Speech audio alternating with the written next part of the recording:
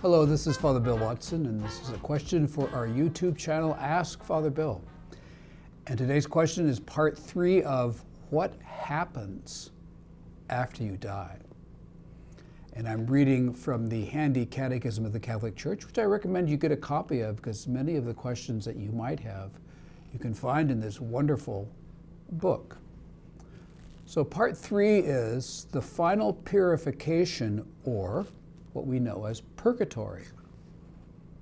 All who die in God's grace and friendship, but still imperfectly purified, are indeed assured of their eternal salvation.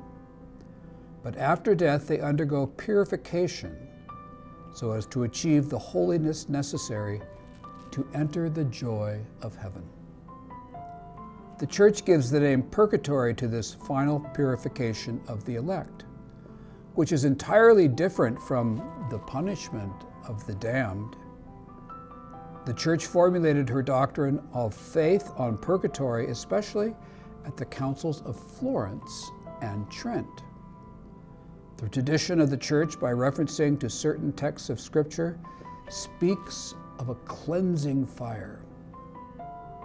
This teaching is also based on the practice of prayer for the dead, already mentioned in sacred Scripture.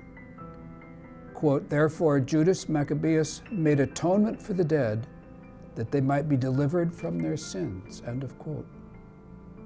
From the beginning of the Church, it has honored the memory of the dead and offered prayers in suffrage for them, and above all at the Eucharistic sacrifice, so that thus purified, they may attain the beatific vision of God.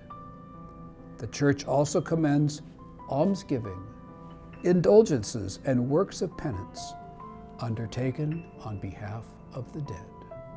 And I hope that helps.